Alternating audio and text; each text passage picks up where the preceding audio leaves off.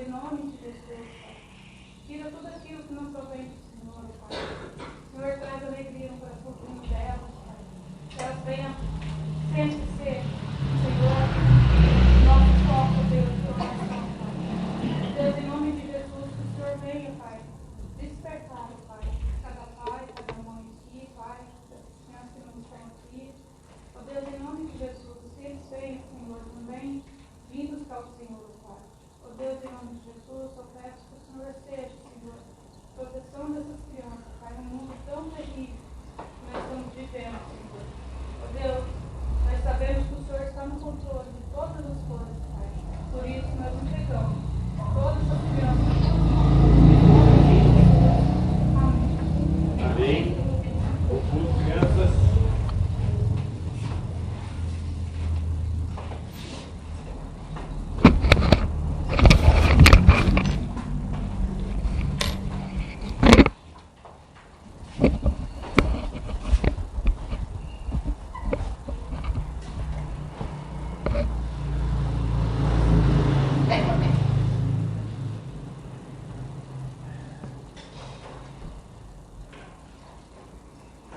Bem, irmãos, dando continuidade à nossa exposição de terceira João, nós vimos que se trata de uma pequena carta, a menor,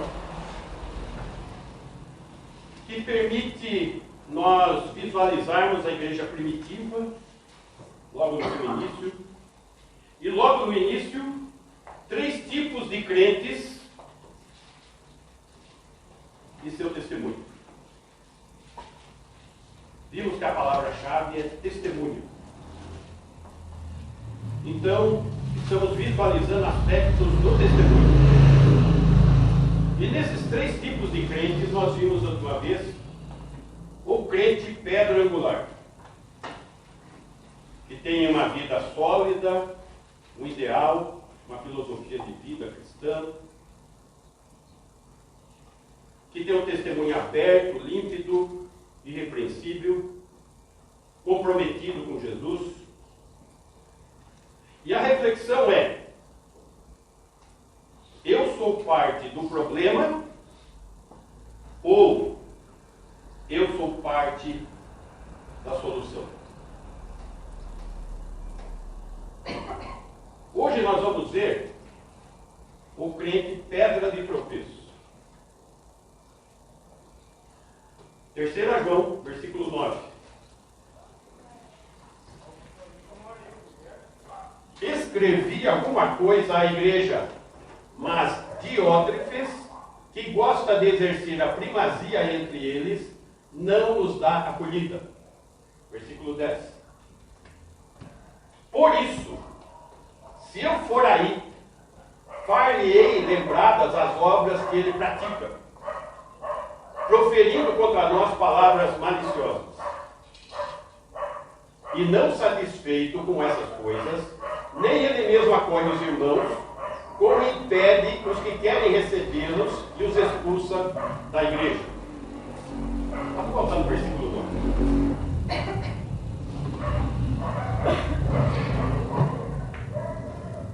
Diótrefes personaliza o crente pedra de tropeço. Esse tipo de crente, ele ama que as coisas da igreja sejam do seu jeito, da sua maneira, segundo a sua profunda opinião das coisas de Deus, acima do próprio apóstolo, como estamos vendo aqui.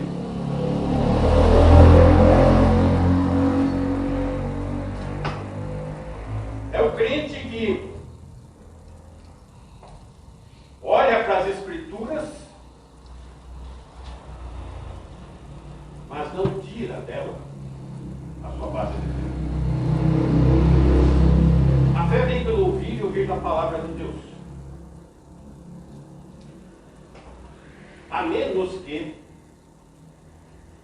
estejamos com os ouvidos tampados e os olhos cegados.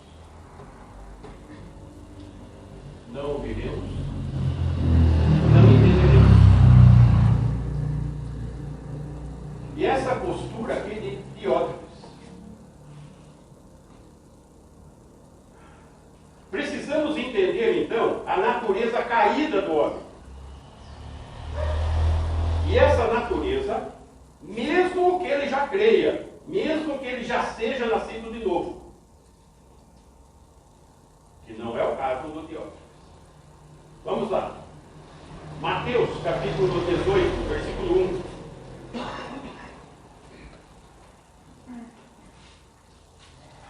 Naquela hora, aproximaram-se de Jesus os discípulos, perguntando: quem é, porventura, o maior no reino dos céus? A necessidade de humildade. Pois o espírito egoísta dos apóstolos, ainda discípulos, expressou-se na pergunta: quem é porventura o maior no reino dos céus? Meus irmãos, não estamos falando de qualquer um. Estamos falando daqueles que andavam com Jesus. E mesmo estando com Jesus 24 horas, por 3 anos, ainda faz uma pergunta dessa natureza: quem é o maior no reino dos céus? Para nós entendermos essa pergunta, nós temos que entender um pouquinho do contexto que está acontecendo.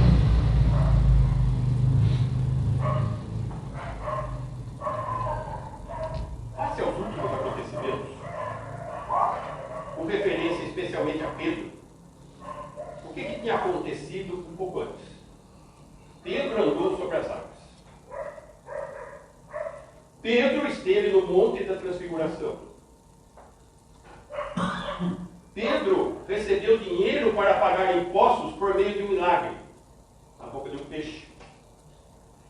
Pedro recebeu a revelação de Deus Pai, que Jesus era o Cristo.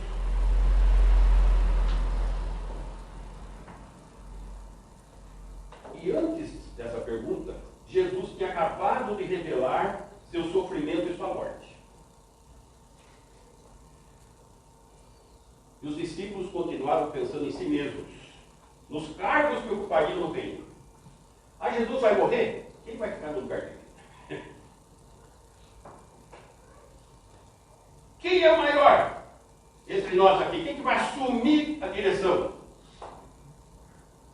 É o que está acontecendo. É o que está acontecendo com o Diótrefes.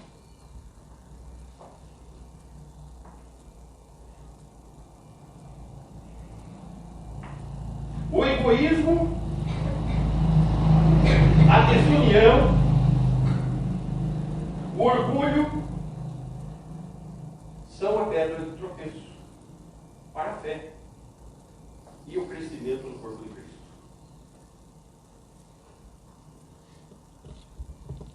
Mas os discípulos tinham feito a pergunta: quem é o maior?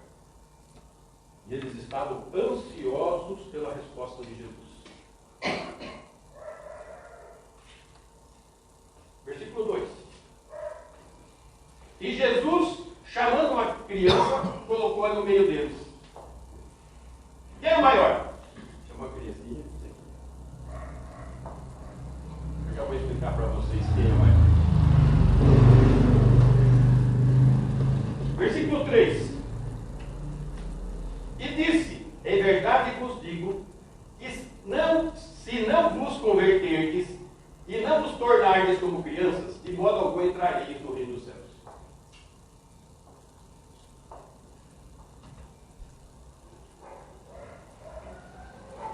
É necessário mudança. É necessário santificação, consagração, comprometimento. Ah, mas os discípulos eram comprometidos. Deixaram os seus lares, deixaram sua profissão, deixaram tudo o que tinham e seguiam Jesus. Como muitos de nós entregamos a vida para Jesus, sim, mas ainda falta transformação. Houve uma decisão, houve uma entrega, houve uma fé genuína. Falta crescimento, comprometimento, priorizar as coisas de Deus de fato e de verdade.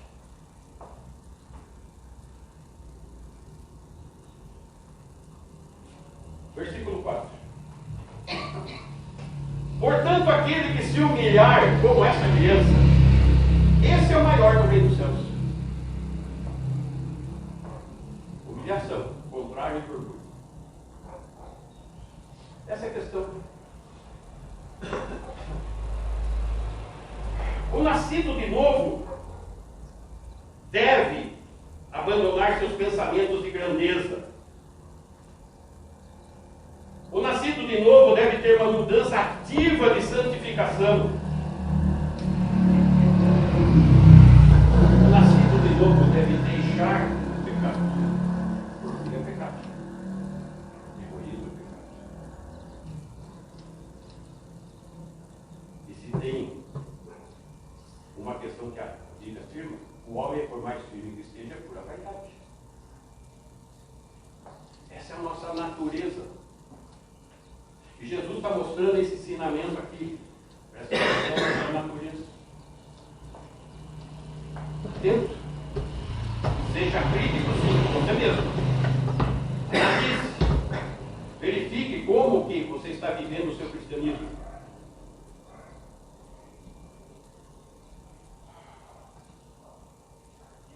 Voltando lá em 3 João.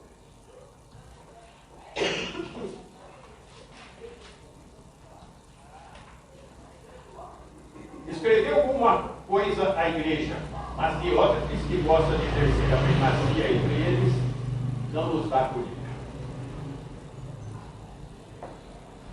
Diótrefes, puro orgulho, pura vaidade, pura rebelião. O apóstolo João escreve para a igreja. É o único apóstolo vivo nesse momento. E apóstolo significa o quê? Alguém que recebeu a autoridade de Jesus, como se Jesus estivesse presente. E o apóstolo escreve. E o Diótrefes, que gosta de exercer a primazia, tá? Sua motivação é o orgulho em lugar da primazia ao Senhor Jesus Cristo. O que ele faz? Que nem os nossos políticos fazem, né? Engaveta a carta. Escreve uma carta e engavetava a carta.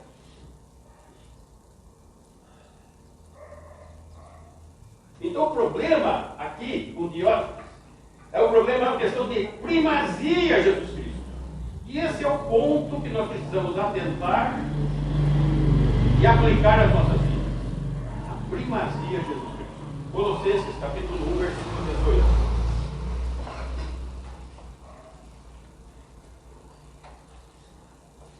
Ele, Jesus, é o cabeça do corpo da igreja. Ele é o cabeça. Ele é o princípio, o primogênito dentre os mortos, para em todas as coisas ter a primazia.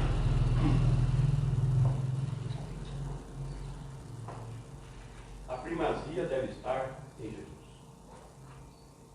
A grande questão é como se demonstra, se pratica e se vive essa primazia.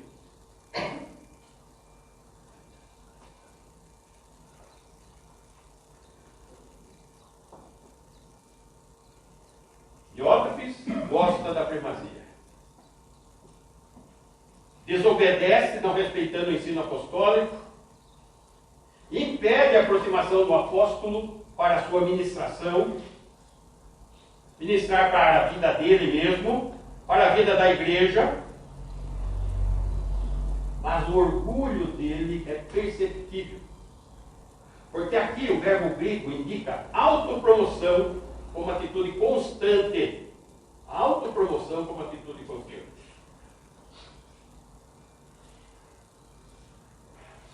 A Igreja de Cristo,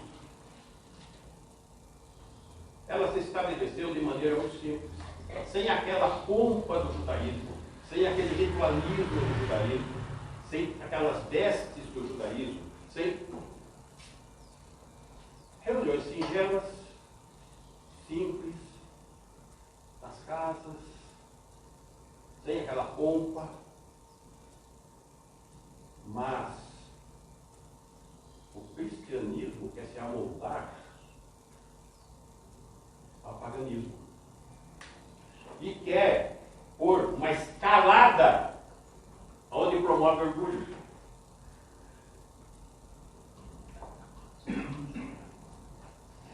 A escalada começa com o primeiro degrauzinho, diácono. O diácono é promovido a presbítero. O presbítero é promovido a pastor. O pastor passa a ser bispo. Não bastando, vai ser apóstolo. Mentiroso, mas é. E não basta isso. Tem um degrau novo aqui. Divindade. Ele é acima do apóstolo.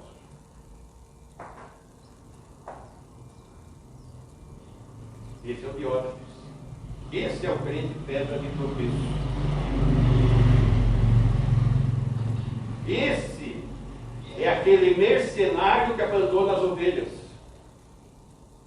Esse é a figura do anticristo. E esse tipo de falso profeta está no meio da igreja. Eu não canso de falar isso. Você não vai encontrar ele lá fora, vai encontrar dentro da igreja, atrás do púlpito. Falso profeta. Mas é muito simples identificar esse tipo de pessoa. É uma questão comportamental, é uma questão de prioridades, é uma questão de estar firmado na palavra, não entrando em contradição. É simples assim. Agora, Diótrefes tinha contato com João. Com certeza ele aprendeu muita coisa do apóstolo João. Mas o Senhor Jesus não tinha primazia na vida dele.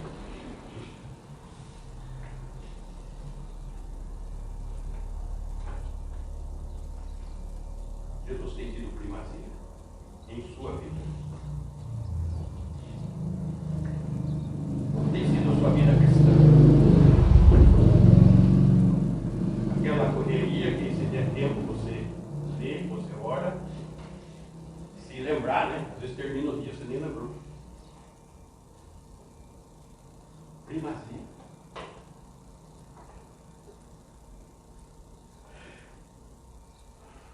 Aqui nós estamos tendo a maior dica para entender, para identificar um crente pedra de tropeço.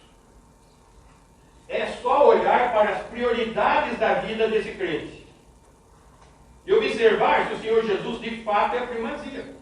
Simples assim. Mas tem uma pessoa muito atenta, por demais de atenta, mais do que todos nós, quanto a essa situação. Essa pessoa ela não perde a oportunidade de fazer desse crente uma marionete. O diabo. O pai da mentira. Ele está observando. Ele está vendo o viver de cada crente. Ele sabe aonde ele vai tocar, com quem ele vai mexer. Aonde ele está vulnerável. Aonde está fácil de envolver.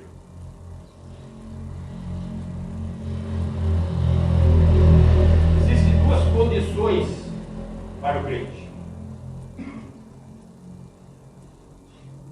O crente marionete. E o diabo põe suas amarras no crente e mexe com ele do jeito que quer.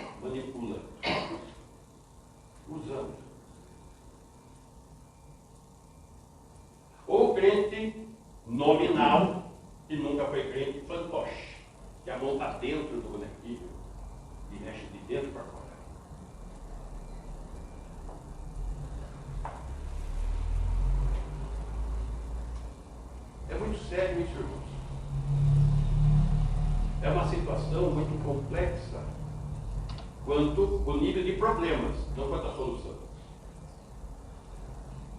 E o problema, com certeza, não está em Jesus, não está na sua palavra e nem na ação do Espírito Santo. Está nas pessoas.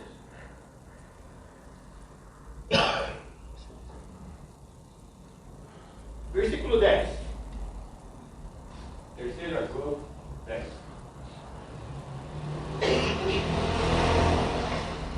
Por isso, se eu for aí, guarde-ei lembradas as obras que ele pratica, proferindo contra nós palavras maliciosas, e não satisfeito com essas coisas, nem ele mesmo acolhe os irmãos, como impede os que querem recebê-los e os expulsa da igreja.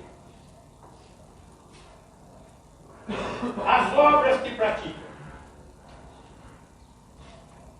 Pelo próprio contexto, nós sabemos que não se trata de obras boas. Se trata de más obras, que são da carne. Diótrefes caminha na carne, age na carne, fala na carne, se posiciona na carne, pressiona na carne.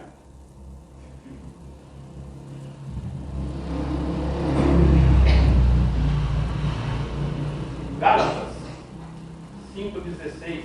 Acabamos de estudar esse texto de Gálatas. Digo, porém, andai no Espírito e jamais satisfareis a concupiscência da carne. Por uma simples leitura desse texto, eu gostaria que você fizesse uma autoanálise.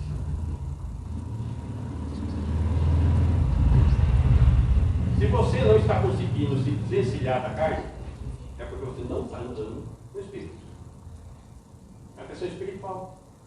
É uma questão de entrega. É uma questão de senhorio. É uma questão de primazia nas coisas de Deus. 17.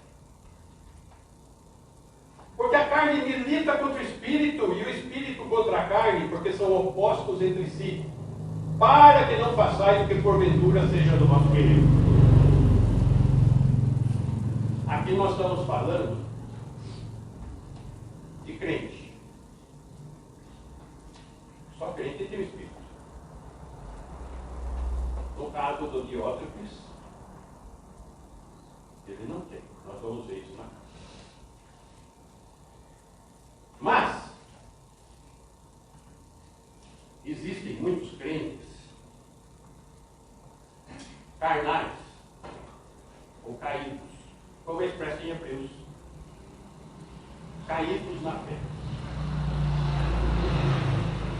Só que o crente caído na fé é aquele tipo de crente que ele perdeu a percepção. Ele não sabe que é caído. Ele não sabe que está caído. Só tem uma maneira dele saber que está caído. Pela palavra. Agora, como esse tipo de crente não se submete à palavra, Deus vai, provavelmente, usar situações, circunstâncias e irmãos para ter uma conversinha próxima. Porque a pessoa tem que sair dessa condição. O sacrifício de Jesus não foi para sermos salvos pronto, mas foi para sermos santos e irrepreensíveis. Ele nos deu o Espírito Santo e dons para desenvolvermos e praticarmos.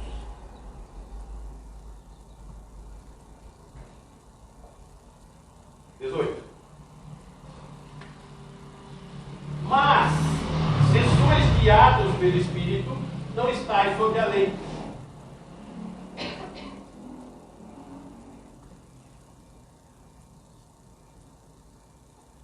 Se sois guiados pelo Espírito, diz em Romanos, sois filhos de Deus. E a palavra filhos ali, guiado pelo Espírito, adulto. Filho adulto.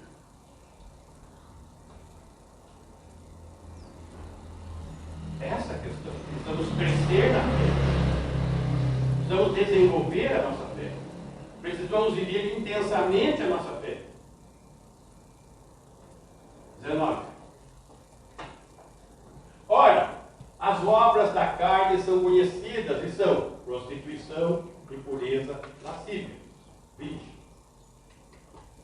Idolatria, feitiçarias, inimizades, porfias, ciúmes, iras, discórdias, dissensões, facções. É o que estava acontecendo na igreja lá. 21.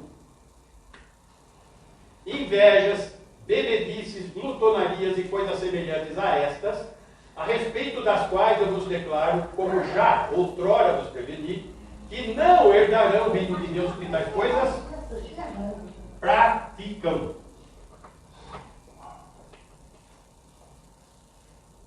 E no caso do Diótrefes, ele vivia a prática da carne.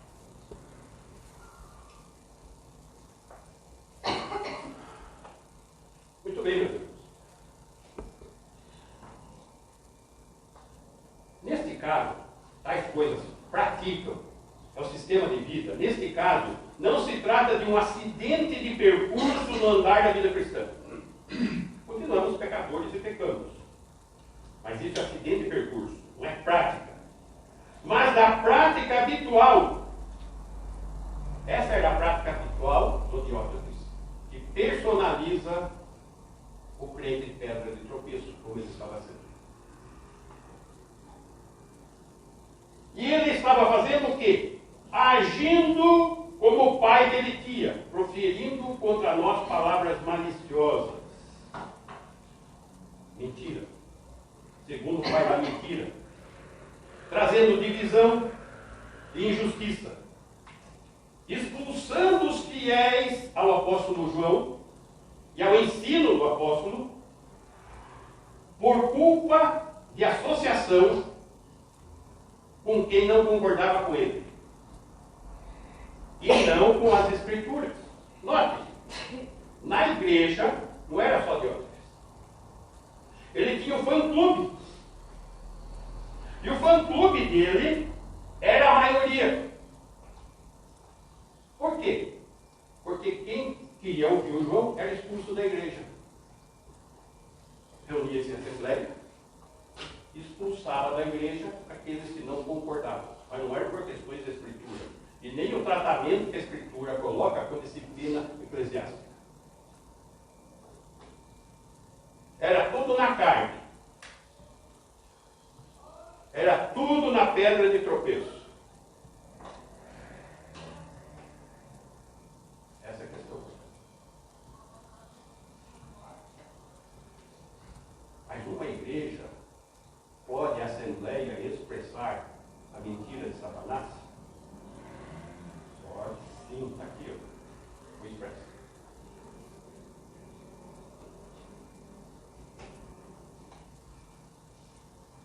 Agora, uma igreja cujos crentes têm a primazia em Cristo Jesus, eles vão ter decisões, diretrizes e dependência à direção da palavra e do Espírito Santo.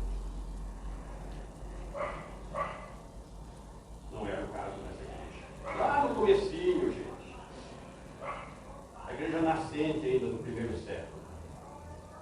Imagina hoje, depois de 2000 anos de contaminação com esse mundo. O que se espera? Como que essas coisas estão andando? Mal. Ainda tem gente que tem doutrina que acha que a igreja vai triunfar.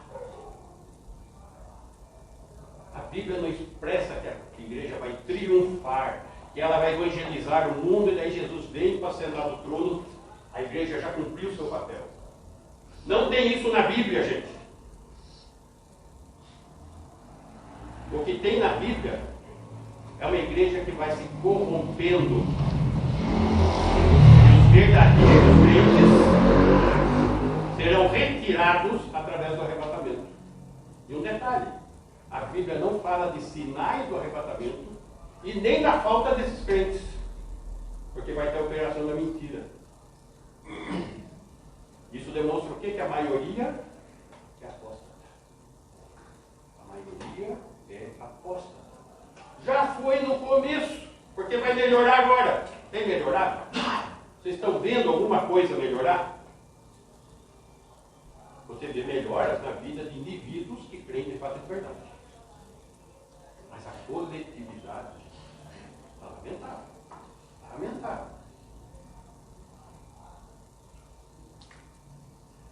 Sabe por quê? Porque as Escrituras determinam que não se deve ter comunhão e nem se associar com determinados tipos de pessoas. Primeiro tipo, os apóstatas. Vamos lá. 2 Pedro 3, versículo 14.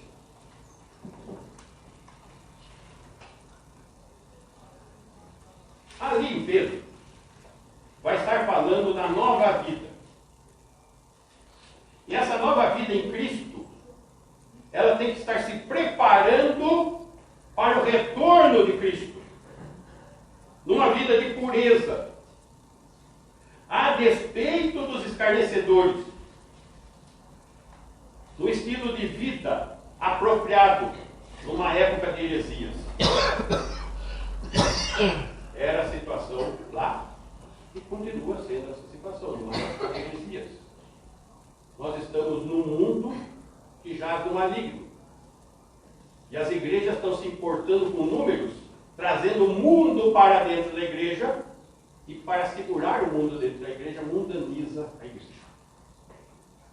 É isso que está vendo. Vamos lá. 14. Por essa razão, pois, amados, esperando essas coisas, empenhai-vos por seres achados por ele em paz, sem mácula e irrepreensíveis. Isso que nós temos que fazer. 15. E tende por salvação a longanimidade de nosso Senhor, como igualmente o nosso amado irmão Paulo escreveu, segundo a sabedoria que lhe foi dada. O apóstolo Pedro, escrevendo a respeito do apóstolo Paulo. 16. Ao falar acerca desses assuntos, como de fato costuma fazer em todas as suas epístolas, o apóstolo Pedro reconhecendo as cartas de Paulo como parte da Bíblia, nas quais há certas coisas difíceis de entender, que os ignorantes e instáveis deturpam, como também deturpam as demais escrituras, a Bíblia, para a própria destruição deles. Aqui está falando de apostasia, meu Deus. 17. Vós, pois, amados, prevenidos como estáis de antemão, acautelai-vos. Presta atenção. Observa. Não suceda que, arrastados pelo erro desses insubordinados, descaiais da vossa própria firmeza. Não cair na fé. 18. Antes, crescei na graça e no conhecimento do Senhor Jesus, do Senhor e Salvador Jesus Cristo. A Ele seja a glória, tanto agora como no dia eterno. Então, é para se apartar de quem? Aposta, de apostasia. O que mais as Escrituras determinam? 2 Coríntios, capítulo 6, versículo 14. Aqui, o apelo do apóstolo Paulo é que os crentes abram mão das coisas que não são cristãs e são incompatíveis com a nova vida. Não vos ponhais em julgo desigual com os incrédulos. Porque que sociedade pode haver entre a justiça e a iniquidade? Ou que comunhão da luz com as trevas? Julgo, aquela canga que coloca o boi. Tem como pôr um boi e um cavalo na mesma cama? Não tem, não vai dar certo. Esse é o julgo desigual. Tem como pôr um crente que põe a primazia em Jesus e uma pessoa mundana junto? Não. 15. Que harmonia entre Cristo e o maligno? O príncipe deste mundo é Satanás. A humanidade são filhos do diabo. Que harmonia vai haver entre Cristo e o maligno? Houve união do crente com o incrédulo. Jovens, namorinho com incrédulo. Aqui. Que comunhão? Que tipo de família que você acha vai construir depois? Você acha que vai acontecer? Eu sei o que vai acontecer. Já cansei de participar de reunião de oração, já falei isso para vocês.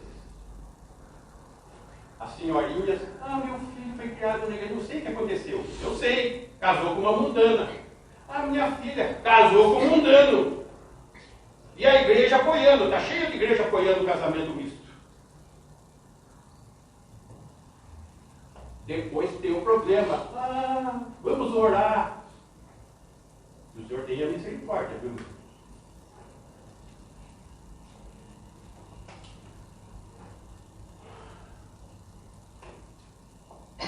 As Escrituras determinam que não se deve ter comunhão e nem se associar com o apóstata e com o jugo desigual. 1 Coríntios capítulo 5. E também com os impuros. E sabe qual é o problema do relacionamento da igreja com os impuros? É a complacência da igreja com a imoralidade. Porque moralidade gera a necessidade de disciplina.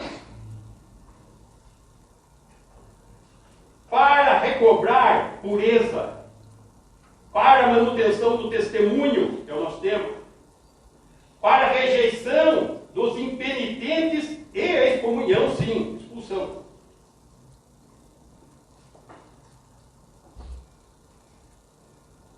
Aceitar-se em pureza, com jactância. Diz o texto, orgulho. Orgulho é o problema que estamos tratando. E as igrejas estão complacentes, só pano quente em si, e não trata do problema. Quando o problema está na sementinha, não lida com ele. Espera crescer. A hora que a árvore começa a produzir os frutos respectivos, com certeza já muita semente já caiu pelo chão e tem muitas árvores. Por complacência das igrejas. Não, pastor, o senhor é muito radical. Não sou. Eu estou mostrando com a minha base bíblica. Eu não preciso ser radical. A Bíblia é por mim. É só viver a Bíblia. É ter a primazia.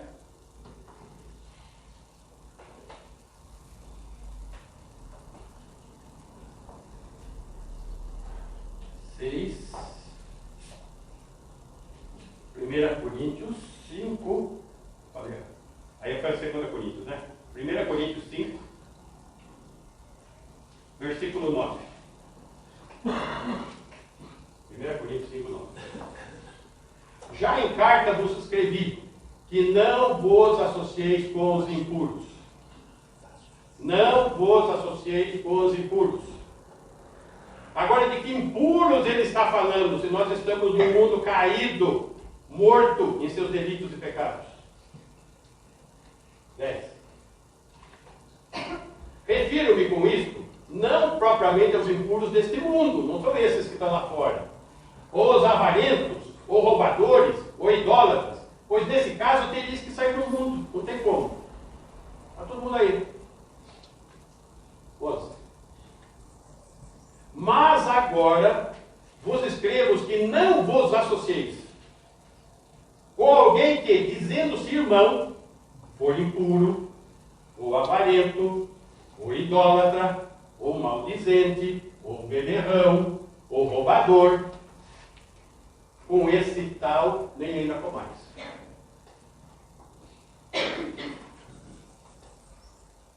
Com esse tal aqui. Essa é a rota dos escarnecedores, pastor? Não. Ainda não. Não. Aqui são os impuros dentro das igrejas e membros dessas igrejas, e que o pessoal aceita, é complacente e leva a vida normal, come, bebe junto, tal, tá tudo na rua, tá tudo ok, e não se toma atitude nenhuma. É isso. Sim.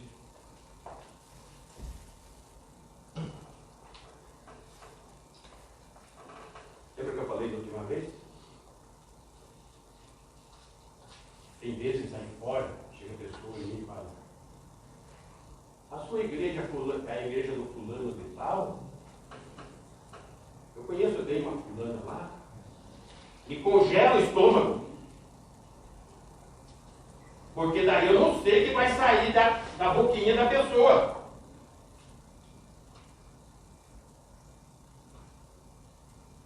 E as igrejas estão aqui, adubando esse tipo de gente. Apoiando, comungando junto.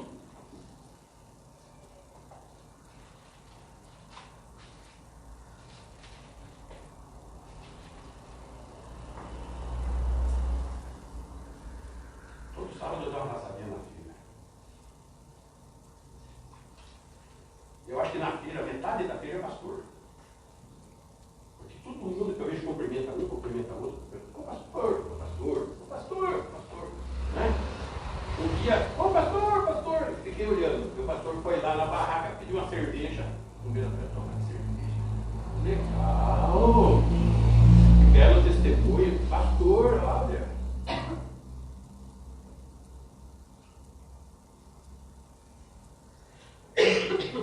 É assim.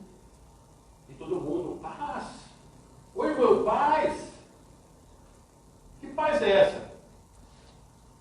Que história é essa?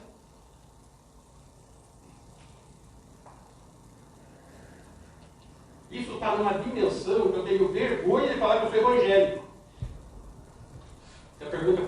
Se a pessoa chega para mim, você é evangélico? Eu sou, não. Não, não quer dizer. Eu sou bíblico. Porque evangélico dá vergonha de falar que é.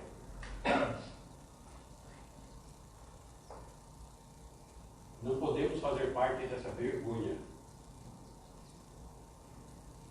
Temos que ter primazia nas nossas vidas.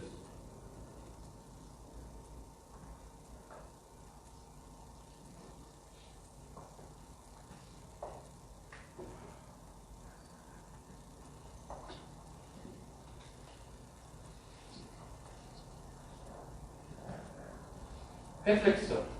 Começando assim. Sou parte do problema ou sou parte da solução? Sou um crente pedra angular ou sou um crente pedra de tropeço? Tenho sido um testemunho vivo de Jesus? Ou tenho sido um testemunho de Jesus?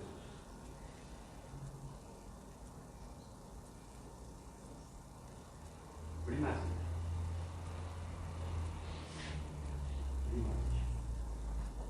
O Senhor nos assiste. Bem? Amém. Vamos ficar em pé. Pastor Donizetti.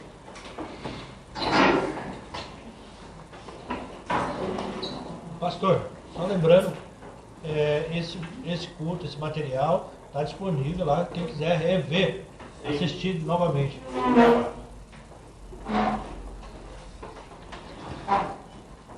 Mas faz mais. Amém. Vamos orar. Amado Pai, poderoso Deus, nós te louvamos nessa manhã, te agradecemos, ó Deus, pela exposição da tua palavra, ó Deus. Palavra esta, Deus, que tem nos fortalecido, nos ajudado, que nós possamos, ó Pai, realmente ter o Senhor como primazia na nossa vida, ter a tua palavra como direção, a tua palavra da Bíblia Sagrada, ó Deus, que tem nos conduzido, e que nós possamos agarrar um pouco mais dela, Pai, ajudar mais a Jesus, para que a nossa vida, Deus, seja de acordo com a tua vontade, nessa terra, enquanto estivermos aqui. Obrigado, Deus, por cada um que veio aqui, a Deus, ouvir a tua palavra, pelos irmãos e amigos da internet, pelos visitantes, ó Deus. Te louvamos, ó Deus, porque tu és um Deus que tem nos ajudado, tem derramado sobre nós, mesmo nós sendo miseráveis pecadores, tu tem nos abençoado, tem nos fortalecido, ó Deus. Por isso nós te agradecemos, ó Deus, pela tua presença na nossa vida, pela presença do Espírito Santo na nossa vida, Pai, e pedimos ao Senhor socorro do Espírito Santo, para que nós possamos, ó Pai, não somente ouvir a tua palavra, ó Deus, mas colocar em prática em nossa vida, no nosso viver diário. Perdoa as nossas falhas, os nossos pecados, ó Deus, a nossa, às vezes, o nosso desempenho fraco na tua palavra, mas pedimos ajuda do Senhor para que nós possamos, ó Deus, cada vez mais viver aquilo que o Senhor tem para nós, que é o melhor. Esse mundo já do maligno, esse mundo já está se acabando, ó Deus, e nós precisamos de Ti, para que nós possamos realmente chegar à eternidade com a nossa vida, com o nosso viver, e que a nossa família seja uma família de paz, dentro da palavra do Senhor, dentro dos Teus ensinamentos. Nós oramos assim, ó Pai, agradecidos, no nome perfeito do nosso querido Salvador Jesus Cristo. Amém. Amém. Que a graça do nosso Deus Pai, a comunhão infinita do Espírito Santo de Deus, e o amor de Jesus Cristo por nós, e que as misericórdias do Senhor, que se renova a cada manhã, esteja com todos nós, hoje e todo sempre. Amém. Deus abençoe. Uma pergunta, pode sentar um minutinho?